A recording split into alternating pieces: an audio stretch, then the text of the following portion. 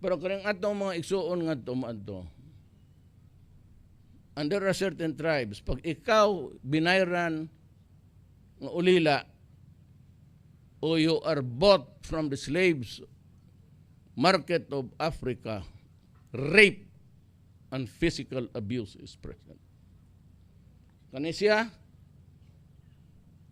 remedyohon sa iyang amo, remedyohon sa iyang anak sa iyang amo, remedyohon sa igagaw sa iyang amo, maglimpyo pa siya. Pila ka karot newspaper, basaha. Kaya sa tanan, mulokso sa, you read the newspapers now, mulokso sa bintana. And that is how desperate if a human body could no longer endure abuse and degradation. Duha karon, mulokso sa bintana. Suicide yun. You read the newspapers now. And it's happening every day. So, ba't na sila nga to? Magpa-rape? And they are reduced to an animal. They get to eat food that's really garbage.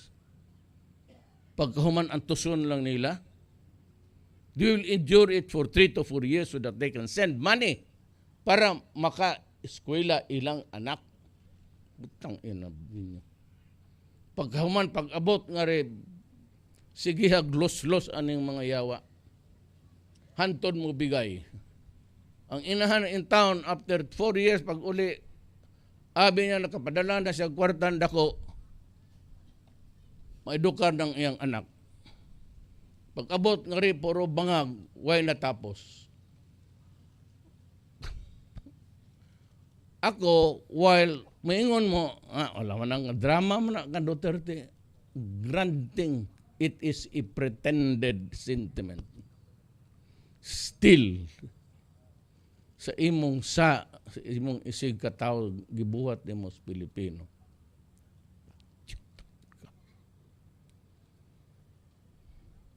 See the injustice that you create.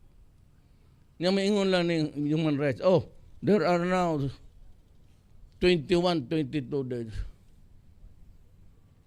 One son of a bitch, gasigig baligyag daghan, and so many lives are destroyed along the way.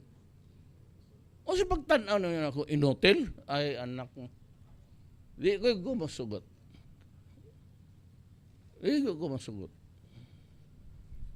Muna mo, anday ko, undangin na ninyo because sooner or later, tapa ko 3 years, abtan yun mo. You may be able to save money selling shabu. It can make you overnight a millionaire. Pero ignorant mo, kukolektahin ko yung utang ninyo sa tao. I will make that a solemn promise upon the grave of my father. Utang ina. Babawiin ko talaga yung ginagawa ninyo. Mahirap yan. Sabi nila, Duterte kills the poor because shabu is a commodity for the poor. Chemical lang yan eh. Ang tubig gani ang formalin o kanang tubig sa baterya. Ngunay ginasagol nila. Anak ko idadakpan, gipakaon ginako. Of course, patay siya. Gipakaon ako, tanan ng iyang gikarga. Pagkakadlaon, wa na. Buwa ng baba. So ito, pa nagbuwa ang baba, lami, di ay. Buwa ng imong baba. Gagano ko talaga gawin ko sa iyo. No, you know, ako man yung Pilipinas. You are here, I am there. Pero as we travel life, mag-abot gano'n tagkanto niya, magkita tagkanto, mahalata kung may report gano'n. Sorry na lang. I am very, very sorry. Mauna ka talaga. Like to remind everybody, especially mayors, tapos yung mga barangay captains. and the police. Kita mo karamihan ng mamatay ng puro opisyal. Nung ina kayo mga pulis kayo, ayaw yun ing nga pulis, general. Why general sa ako? Kay kapgo lang ko. Pero putang inawag mo ang hindutin litse ka. Tutong patay din to na asahan dari, padag balik sa Bacolod. Karamihan na mamatay ngayon mga opisyal. Mga polis, sila kasi yan eh. Pero I've been very good to you. Dublado ang sweldo and I take care of you if you run into trouble performing your duty. I will not allow a policeman or soldier to go to prison for doing his duty. But I certainly would kill anybody, be it a military or the police, or a civilian or a mayor. Baski sino ka, ihiritan talaga kita. If you want to stop me, just kill me.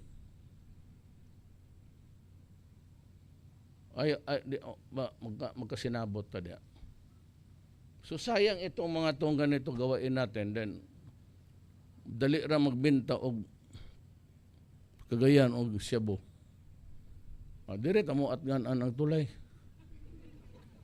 Hiktan ako na imong tiil og kabot, ilabay ta ka. Kaya nga akong style ani mo di gani ko maghibaw og tinuod.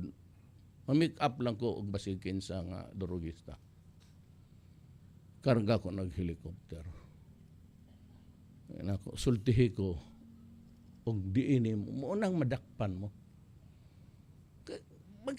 Mabaligya may transaksyon, may istorya, may visual. Nga, tugan mo. Di mo tugan. Di mo tugan. Hagbong. Duha na lang mo. Sabi, sulti mo, dili. Huwag tinanaway. Diskumpiyado ba, ha? Sige, hulog. Ikaw, usa na lang. Tugas sinod. Sige, Mayor. Okay sa man. Diyas maan, Mayor. Pilay nakuha na mo. Dugay na, Mayor. Muna tanan. Napay idugag, bantay ka. Buhion ta ka, basta. Akatong sakuan mayor, dugay naman to. Nguna na tanan. Mo na gyud na. Sige. Lukso. Simple mo lang. Mamunit mo lang kung usa ka adik na. Munit kung adik na sa Santa Ana, sa dito sa San Pedro, Claveria. Ikarga ko na. Hindi naman ko kinahanglan mo. Pag-abot ingon ako, hindi dito sa taas. Gabi, iman. Ang usa ka posas diri, ang usa ka posas dito, nag-ana. Sige. Mo nang tambok kayo ang isda sa wala naman ng isda diya tungod ng plantasyon. Kanang chemical sa spray sa mga banana.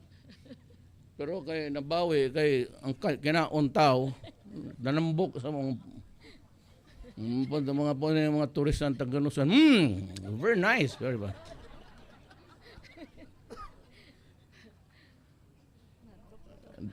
Ani na lang ha, adto na ko. Ayaw gyud paghuna-huna nga ikaw ray kamao diri sa kalibutan. Do not ever think that you monopolize evil in this country. Daghanta. Mga sakop ni Satanas nga giipon nga rin. Ang problema, kigihimo ko sa Pilipino nga trabahantes gobyerno. Kay gula lang, mag-uban ta, pero ang problema na at nag-ana ta eh. So di ko madawat, ikaw gi mapilde. Di pa pag magpaalkanse. So, isa kaya taga-helicopter, last ride na ni mo na. Ambot o kung sa itsura, gabi man doon sa itsura pagpakang ni mo sa tubig.